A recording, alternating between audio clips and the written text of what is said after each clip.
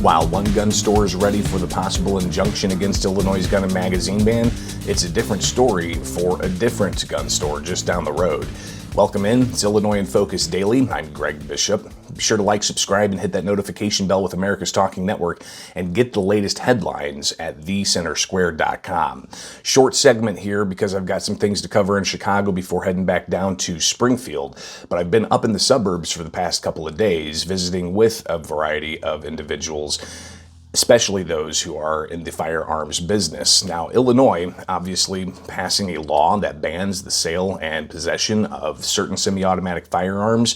That was January of 2023, litigation ongoing, including the potential outcome of final judgment in the Southern District of Illinois Federal Court, where Judge Stephen McGlynn, in a handful of days, has a deadline for litigants to file their final briefs before he issues what could be a permanent injunction against the state of Illinois from enforcing the gun and magazine ban.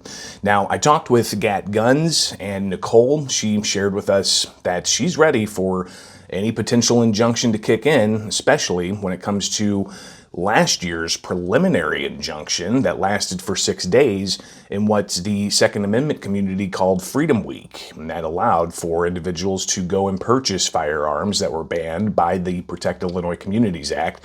But Nicole says they're ready for if there is another possible injunction. We have people that are waiting to pick up. So if we have a few days of freedom, we're ready for that.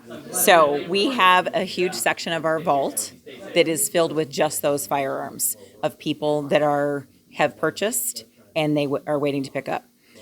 For them, we only need a cleared check. We don't need a full 72-hour background check because they have already entered into the contract of the purchase of the sale of the gun. So we are ready for that when they're available. It is doubtful that it would be a full 72 hours and we would be able to put new firearms in people's hands, but those firearms that are waiting, we will likely be able to take care of those. Nicole said that they've actually seen an increase in sales the past couple of months because of so-called compliant rifles that are being made available now, and people are purchasing handguns as well. But it's a different story just down the street. So Gat Guns is in East Dundee. I went to Law Weapons and talked to Robert Bevis. He's in the city of Naperville. Naperville has their own semi-automatic firearms ban that was implemented in November of 2022. And Bevis says sales have not rebounded. Oh, it's been pretty bad. Since Naperville did it back in August of 22, the numbers have just completely dropped. We've tanked, and it's been a pretty rough, year and a half here. And while Gat Guns says they're seeing a lot of sales of other firearms, Bevis, he says at Law Weapons, it's a different story. So we are able to sell other firearms, any of the ones that they don't regulate, and the problem is that people sort of want what they can't have, and we don't see a lot of people coming in and buying the guns that we are able to sell. But the amount of guns that are listed on that is so significant. Even your standard handguns, with their factory capacities, are banned, and that's what's really been causing a lot of the problems in the numbers. Now, what if there is an injunction? What if Judge McGlynn in the Southern District of Illinois does issue an order on final judgment saying that the Second Amendment's violated by the ban on semi-automatic firearms and magazines over certain capacities? If that happens, what about Law Weapons? Are they going to be able to sell firearms to customers? Yeah, if we were to get an injunction in place, Law Weapons would not be able to benefit from that in any way because the city of Naperville's ordinance really prevents us from, being able to sell anything, even if the state does get some type of injunction in place, we'll be stuck here. Bevis gave some more detail about what Naperville's ordinance would mean in the face of any potential injunction against the state law. Naperville enacted a local ordinance preventing the sale of these firearms. And when they did so, it started our case about six months early. When the state enacted in 23 and we enjoined them, that small Freedom Week that we did have on that injunction was only for the state of Illinois, that particular case. It did not affect the local ordinance in Naperville, and that's what's been keeping us tied down here.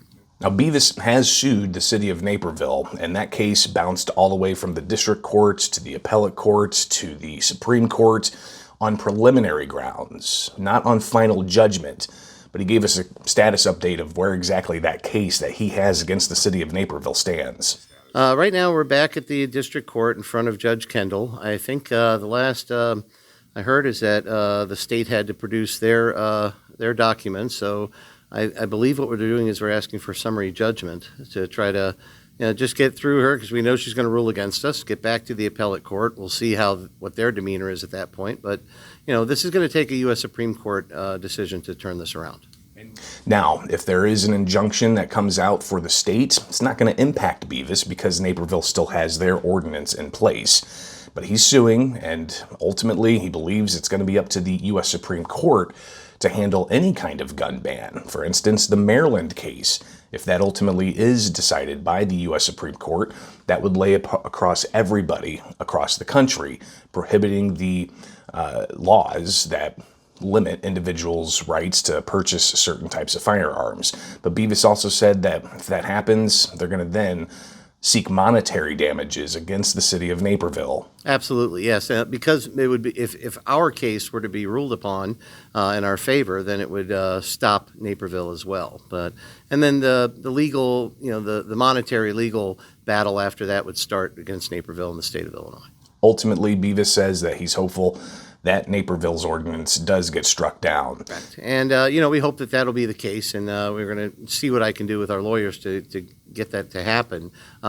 We're sure that this injunction is going to come from Judge McGlynn, but how long-lived it is, we don't know. But right now, the way it sits, I don't think that we'll be able to participate in that in any way. Something that was interesting brought up in some of the comments here at America's Talking Network. If you recall, when the first preliminary injunction was issued by Stephen McGlynn out of the Southern District of Illinois, there were 6 days where people could go purchase firearms.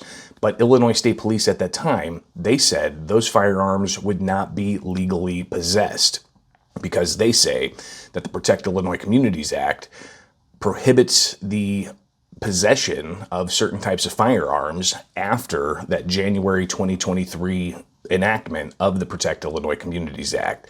Now, what it means moving forward, if McGlynn issues an injunction, how long would that last? It's very much up in the air. We talked with William Kirk from Washington Gun Law, who's been in Illinois the past few days, and he spelled out that it's going to be, quickly addressed by the appeals court. Yeah, here it is. I'll sum it up in 4 words. It's going to be win, stay, appeal, lose. Because what's going to happen is I do believe the trial court is going to follow the law, and you're going to win. And you're going to get an injunction, and I hope the injunction lasts a few days so at least the folks in Illinois can enjoy some semblance of freedom. But the Seventh Circuit's going to step in and stay it. You know they will. There will be an appeal, and the Seventh Circuit will flip it. Why is that? Because that's what happens every single time. But again, even if the appeals court addresses that and overturns McGlynn's injunction that people expect, then it's on to the U.S. Supreme Court with a case out of Maryland where they could take that up and decide this issue. We'll be tracking this and more, obviously, so be sure to like, subscribe, and hit that notification bell here with America's Talking Network. Appreciate you guys tuning in. It is Illinois in Focus Daily, and I'm Greg Bishop.